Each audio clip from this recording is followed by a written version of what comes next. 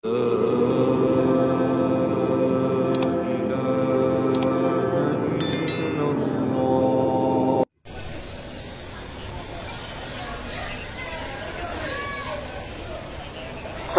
sekalian, bagi teman-teman semuanya yang ingin menyuarakan perlawanan terhadap makar komunis atau bentuk underground komunis, silahkan berorasi di mobil ini.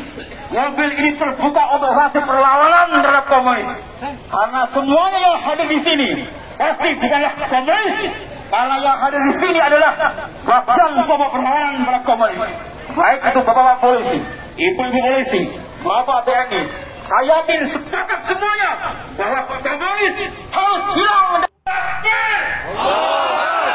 Jangan sampai kita diam melihat keungkaran seperti ini, kawan-kawan semuanya. Jangan sampai kita diam melihat kezaliman seperti ini. Karena mereka dengan entengnya menyatakan diri sebagai komunis, maka tangkap mereka. Mereka sumber perpecahan di suatu daerah yang bernama Palu, menghina al-khair. Harus hilang dari bumi Allah, karena komunis harus dilenyapkan dari Indonesia. Barang siapa yang kemudian menyangkal, barang siapa yang ingkar bahwasanya komunis adalah musuh kita, itu adalah bagian daripada komunis tersebut. Guru tua bukan monyet. Saya setuju. Guru tua bukan monyet. Kalau monyet bukan guru. 2025 baru diusulkan jadi pahlawan. Itu pun guru, saudara. Nggak apa-apa. Guru karang lagu, itu nggak apa-apa. Sementara datuk-datuk kami di sini bukan ngarang lagu. Bukan cuman pimpinan yayasan, saudara. Mereka itu orang-orang yang terjun langsung ke dalam medan pertempuran, saudara. Mereka itu ulama yang merangkap sebagai panglima perang, saudara. Mereka masih punya karya yang bisa kita baca sampai hari ini, saudara. Tulisan-tulisan mereka masih ada sampai hari ini, saudara, dalam bentuk manuskrip. Terus kalian paksakan kami untuk percaya bahwa guru tua itu adalah sebagai pahlawan gitu. Saya nggak percaya sebelum disahkan oleh negara sebagai pahlawan nasional. Apalagi Aventador 007 atau Muhammad Asghaf mengatakan kalau tidak ada guru tua, maka tidak ada Indonesia, atau Indonesia tidak akan pernah berdaulat gitu. Dan gue merasa itu dongeng gitu.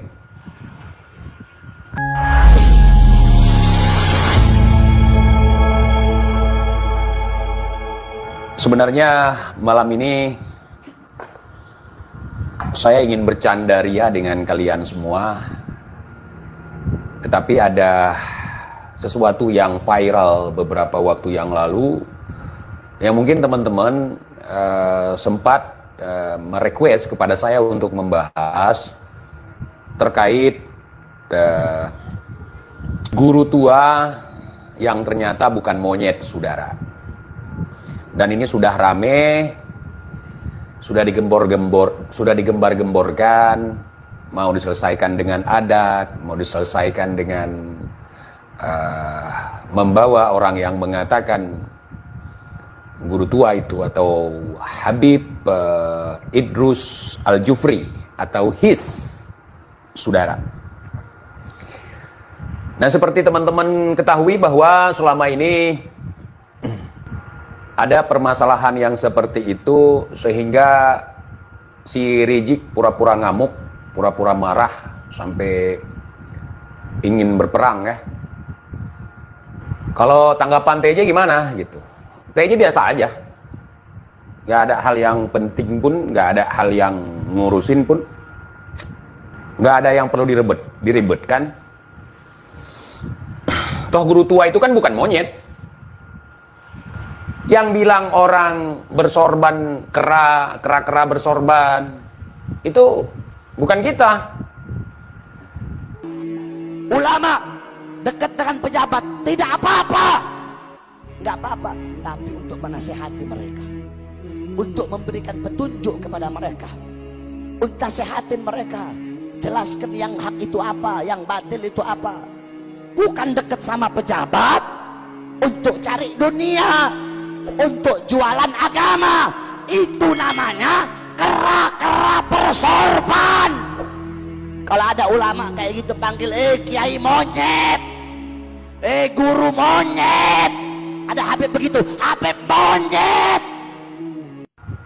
Justru bahasa-bahasa kebun binatang itu dari mereka. Ya ngapain kita risaukan? Jadi mereka adalah orang-orang yang sudah tua tapi belum dewasa. Boro-boro kita berbicara kearifan, ya dewasa aja belum, gitu. Cuman tua aja. Jadi orang tua dibagi dua, ada orang tua yang tahu, ada orang tua yang nggak tahu. Jadi orang tua yang nggak tahu ini, ketika dia tidak dihormati, ketika dia tidak disanjung-sanjung, dia akan tersinggung gitu. Jadi tidak ada kebijaksanaan gitu. Dan akhirnya heboh. Hal kecil jadi heboh gitu. Mereka pikir ketika mereka menghebohkan itu, orang yang mereka agungkan itu akan naik level gitu. Justru di situ akan semakin ngedown, saudara. Ya, mereka nggak dewasa. Mereka dalam hal ini pecinta habaib yang mengeluh-elukan habaib. Habaibnya sendiri pun nggak dewasa. Gitu. Contoh, mereka mengatakan saya anak pelacur. Apa saya marah? Ketika saya nggak marah, mereka panas-panasin. Ente dibilang mak ente aja pelacur, ente nggak marah. Gimana sih ente? Gue bilang, mak kau pelacur. Terus ente bisa apa? Saya bilang gitu, diam. Terus kalau dia bilang mak kita pelacur, mak kita akan berubah menjadi pelacur gitu. Hah? Terus kita akan ngamuk-ngamuk nyari orang sampai mengeluarkan tenaga gitu. Hah? Aventador 007 atau Habib Muhammad Asgaf mengatakan kepada saya bahwa Teguh Umar itu seorang pengkhianat.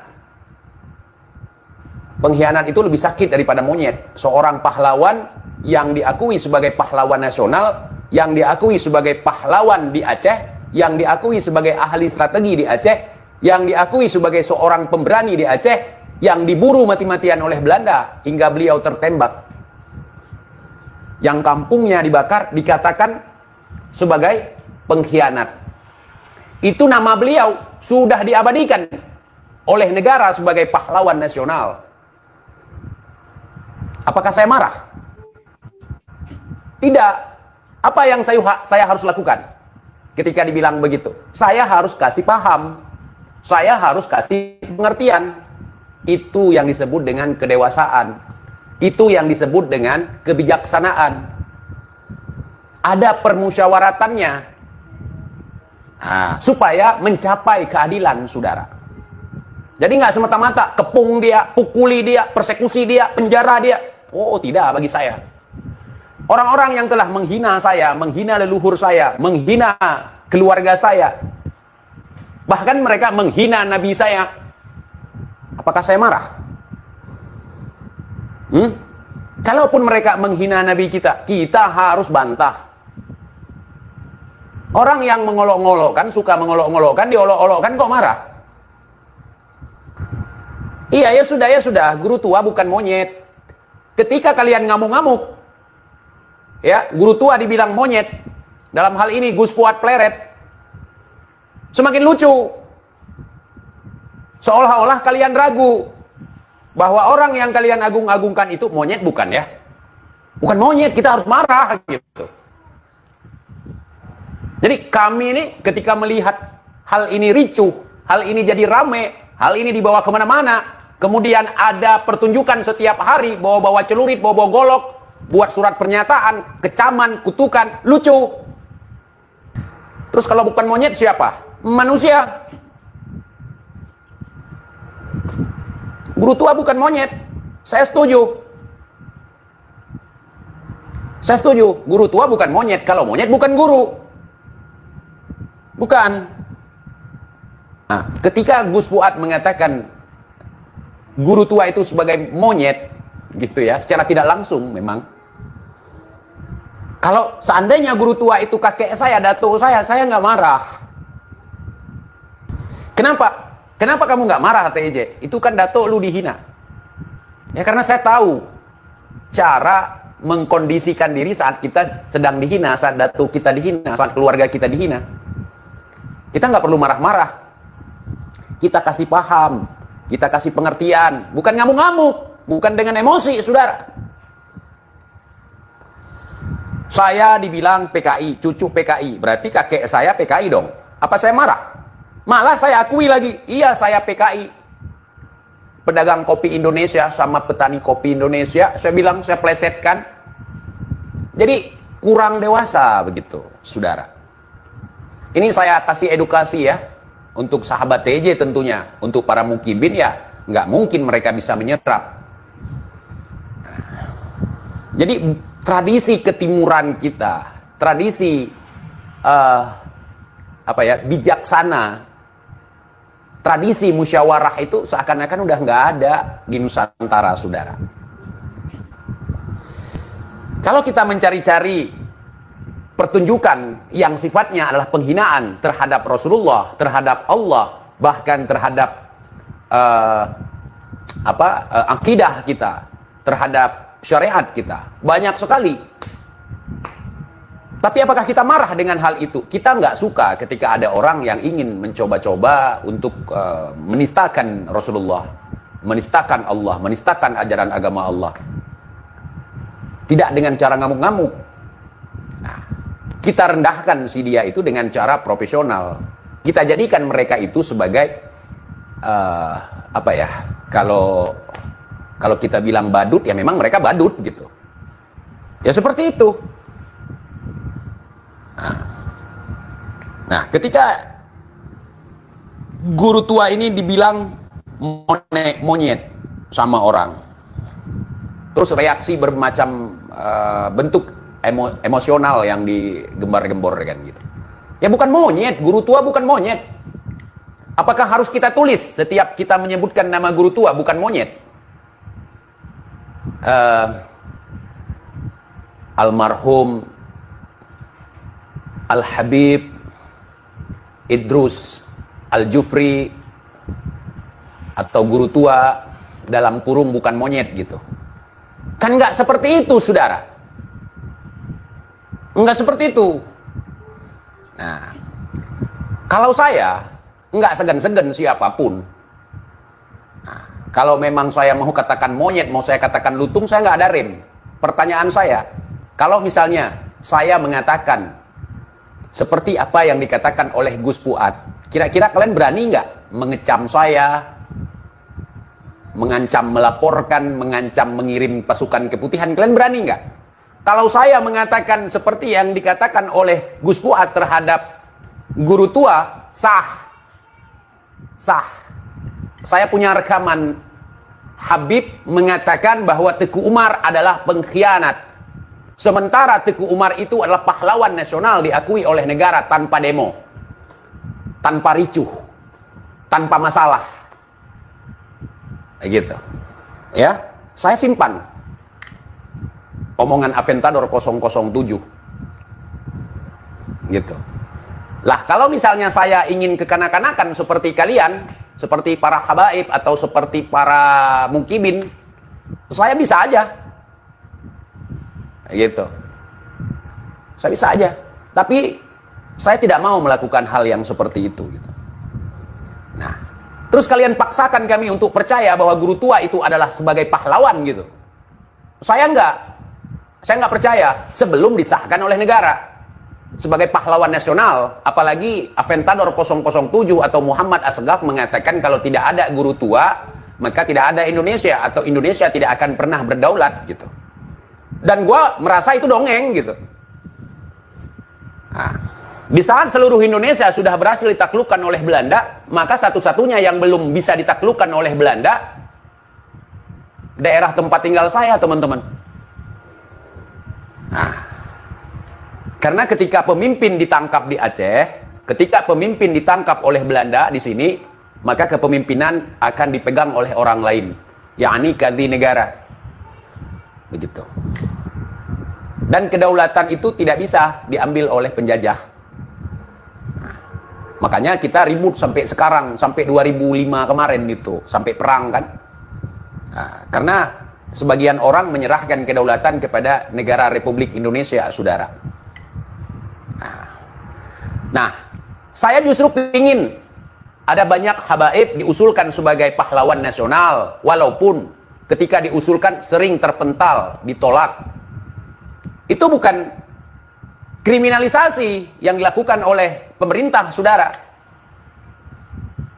Bukan. Walaupun sering terjadi pembantaian, kemudian peleburan seperti Aceh dileburkan menjadi Sumatera Utara gitu. Tapi ya seperti itu.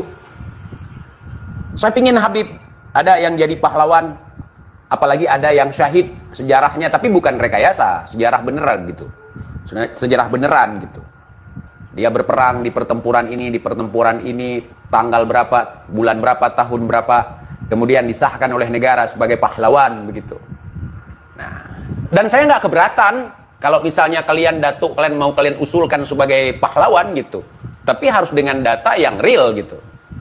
Nah, ya kalau cuman guru di Aceh itu banyak sekali. Kalau mau diusulkan gitu untuk jadi pahlawan nasional gitu. Tetapi kami masih banyak yang lebih layak, yang bertempur, sekaligus seorang ulama yang bertempur gitu di medan perang gitu, yang syahid di medan perang, itu yang diusulkan. Contoh nih, di Aceh ada Teguh Johan Alamsyah. Teguh Johan Alamsyah itu bergerak di bidang pendidikan. Beliau setuju terhadap cara atau pola pendidikan dari Belanda. Kemudian beliau membangun Jamaah Al-Muslim di Pesangan Raya di Kabupaten Birun di Aceh Jempa. Tengku Abdurrahman Menasamcak dan beberapa lainnya, saudara, yang kemudian sekarang menjadi universitas gitu. Beliau juga berperan dalam bidang pendidikan gitu, dalam bidang pendidikan. Tapi kami tidak pernah mencoba untuk mengusulkan beliau untuk menjadi pahlawan gitu, karena di dadanya ada lencana. Kalau misalnya referensi dari saya kurang jelas, silahkan di googling. Teguh Johan Alamsyah gitu. Teguh Johan Alamsyah. Bisa di googling boleh, bisa datang juga ke sini gitu ya. Nah, jadi dulu di Aceh itu ada yang menolak pendidikan Belanda, kemudian banyak yang tertarik terhadap pesantren tradisional gitu. Jadi kalau sistem pendidikan Belanda dianggap itu pendidikan kafir dulu. Seperti misalnya di Jawa itu. Di Jawa oleh Kiai Haji Ahmad Dahlan mulai mengikuti perkembangan pendidikan modern gitu. Jadi kalau dulu agak sensitif hal yang seperti itu. Kibin kebalik otaknya. Jadi kalau kita bilang fakta, mereka bilang bohong gitu. Kalau kita bilang ada datuk orang Habib jadi emas, mereka itu yang lebih dipercaya sama mereka gitu. Kalau datuk gua nggak ada yang keluar emas, nggak ada gitu. Saya akan hormat siapapun ketika disahkan oleh negara sebagai pahlawan nasional gitu. Tetapi ketika ada pahlawan nasional tentu ada referensi, tentu ada sejarahnya, perjuangan beliau gitu. Menarik untuk kita baca. Jadi pertanyaan saya sangat simpel sekali. Jadi selama ini kalian koar-koar, si Bahar, si Riji koar-koar, dan juga Habib-Habib yang lain di atas panggung-panggung ngamen ya, di atas panggung-panggung dongeng gitu. Datuk-datuk kami yang telah mengusir penjajah, mereka siap berdarah-darah, mereka siap merenggang nyawa demi Indonesia, saudara. 2025 baru diusulkan jadi pahlawan. Itu pun guru, saudara. Nggak apa-apa. Guru karang lagu, itu nggak apa-apa. Sementara datuk-datuk kami di sini bukan ngarang lagu, bukan cuman pimpinan yayasan, saudara. Mereka itu orang-orang yang terjun langsung ke dalam medan pertempuran, saudara. Mereka itu ulama yang merangkap sebagai panglima perang, saudara. Mereka masih punya karya yang bisa kita baca sampai hari ini, saudara. Tulisan-tulisan mereka masih ada sampai hari ini, saudara, dalam bentuk manuskrip. Nah, mungkin di sana keterbatasan pahlawan, nggak apa-apa. Nggak apa-apa. Nah, Kalau misalnya ini guru tua yang bukan monyet ini mau jadi pahlawan, nggak apa-apa. Nggak apa-apa, kita nggak iri dengan hal yang seperti itu. Cuman kalau yang model seperti itu mau diusulkan dari Aceh cukup banyak masih. Cukup banyak. Bahkan yang ada kuburannya di Blora itu nggak, di Blora Jawa Tengah itu belum diusulkan. Ada yang belum diusulkan. Malah kemarin Gubernur Jawa Tengah itu Pak Ganjar itu malah pingin mengusulkan. Karena memang mereka pahlawan yang diasingkan ke Blora Jawa Tengah. Kuburannya di Blora Jawa Tengah. Gitu. Kita nggak berbicara saya yang paling baik, daerah saya yang paling hebat, datuk saya yang paling sakti gitu. Enggak. Kalau kita menceritakan hal seperti itu nggak akan selesai. Begitu. Berapa banyak pahlawan-pahlawan dari Aceh yang kuburannya di Pulau Jawa. Bahkan raja terakhir Aceh dimakamkan di Jakarta. Dimakamkan di Sumedang, dimakamkan di Blora. Di Blora itu bukan 1-2 orang gitu. Datuknya Bung Lubis, datuknya saya makamnya di situ. Saudara. Tapi tidak saya gembar-gemborkan dulu, sekarang baru. Kenapa? Karena kami dikasih pemahaman begini. Biarlah jasa mereka itu dicatat oleh Allah Subhanahu wa taala sebagai amal jariah mereka, sebagai jihad fi sabilillah. Mereka sampai meregang nyawa di dalam pengasingan, saudara. Jadi kan terlihat hari ini. Beberapa tahun lalu mereka selalu koar-koar datuk mereka. Pertama, mengusir penjajah Belanda dari tanah Nusantara. Datuk mereka yang mengislamkan Nusantara. Kalau tidak ada datuk kalian, kalau tidak ada datuk mereka, maka orang di Nusantara ini akan menyembah pohon. Makanya ada orang di Nusantara ini sekarang menyembah batu nisan. Kenapa? Karena jasa datuk mereka, saudara. Siapapun yang diembankan tugas untuk mensyiarkan ajaran Islam, mau datuk ente, mau datuk ane, tentu dengan keikhlasan. Nah, jadi nggak perlu seperti itu, petantang petenteng gitu, biasa aja.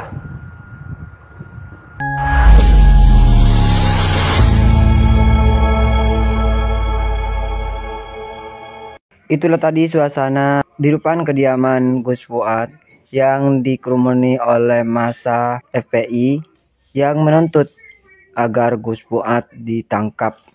Namun tadi kita sudah dengar bersama penjelasan dari TIJ akan kebenaran pernyataan dari Gus Fuad. Bagaimana menurut pendapat teman-teman semua? Silahkan lanjut di kolom komentar. Terima kasih, selalu support dan manarafati. Kita jumpa lagi di video selanjutnya. Assalamualaikum warahmatullahi wabarakatuh.